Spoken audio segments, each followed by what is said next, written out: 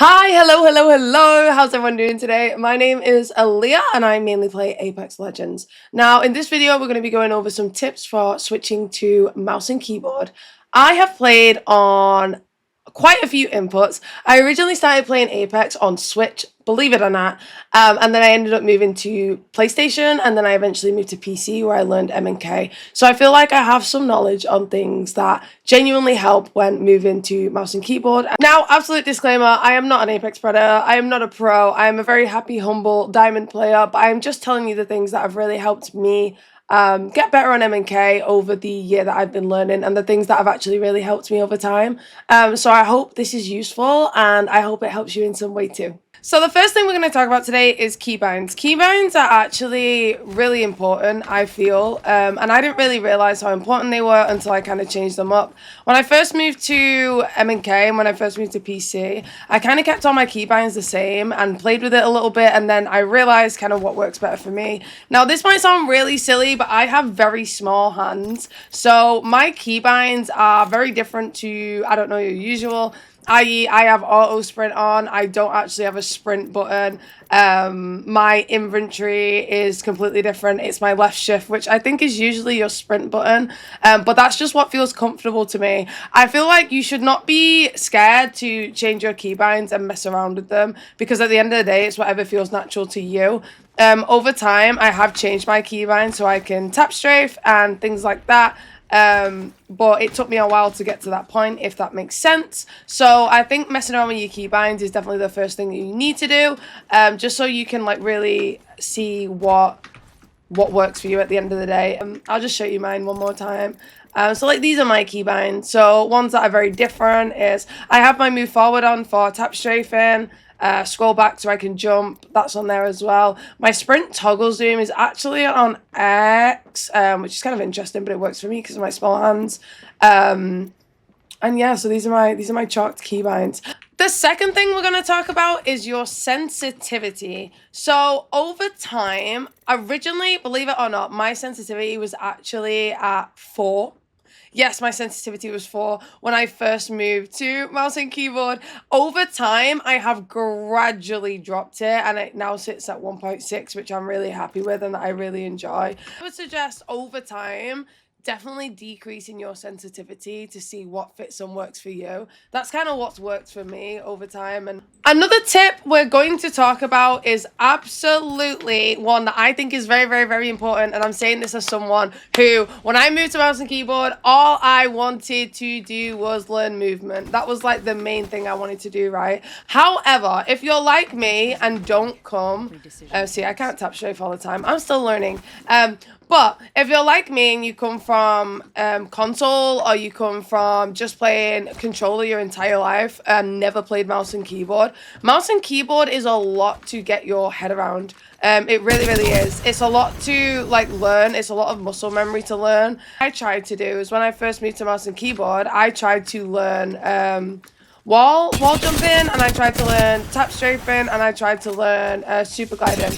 Now over time, I realized I was putting way too much like pressure on my brain of learning so many things at once, because I was still learning the game essentially and still kind of learning how to aim. So one thing I would say is completely focus on aiming and just your like basic movement mechanics when learning MNK, because then over time you can start to, once you've got all that stuff down and you have the muscle memory and the core memory for all the kind of like basic like moving around type things, you can really start to experiment a bit more with things like tap strafing and super gliding. Because I feel like it was alright me being able to tap strafe, or like it's alright you being able to tap strafe, or you being able to super glide, or you being able to do all of that kind of movement, but it doesn't kind of work if you can't aim.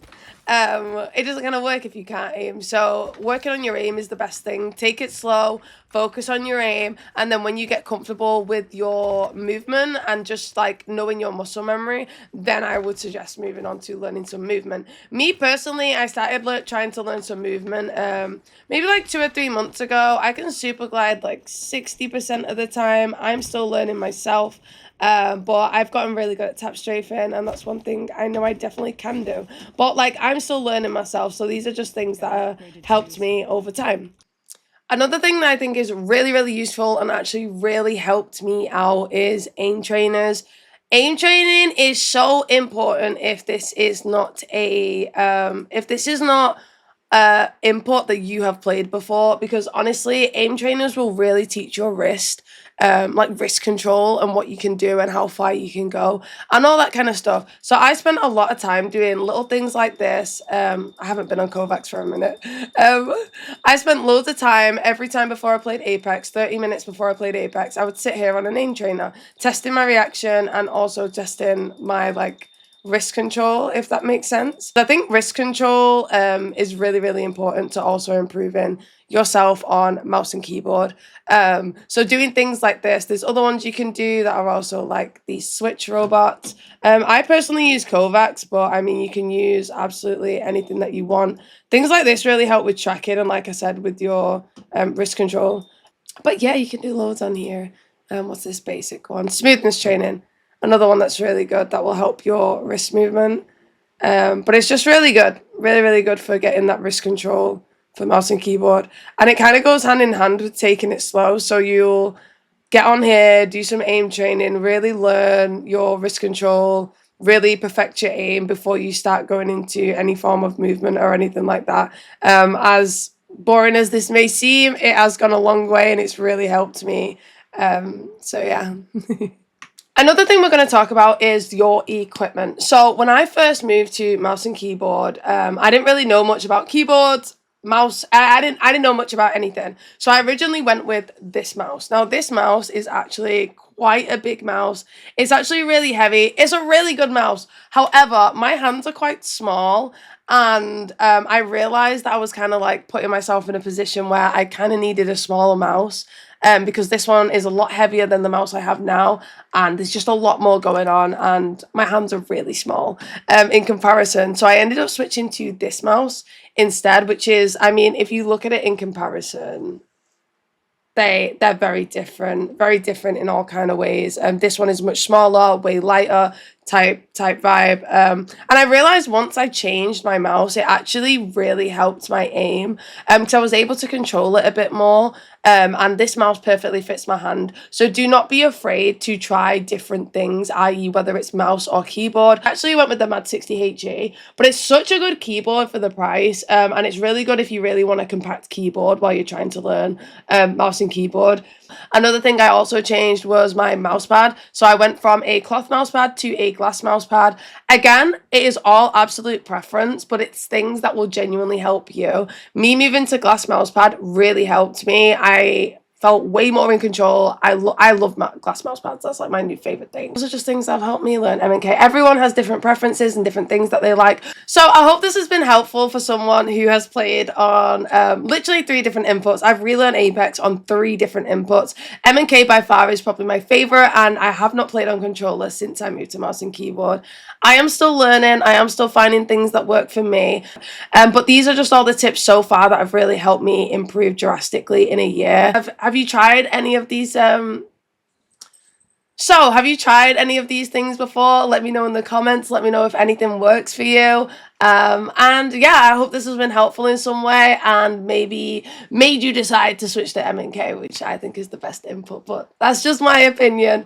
So yeah, thanks for watching, guys. I do stream on Twitch if you ever want to come and hang out and see, I don't know, my MNK journey and see how it helps me or ask any questions about it. I'm always here. But yeah, let me know in the comments what you think. And yeah, thanks for watching. I hope this is helpful.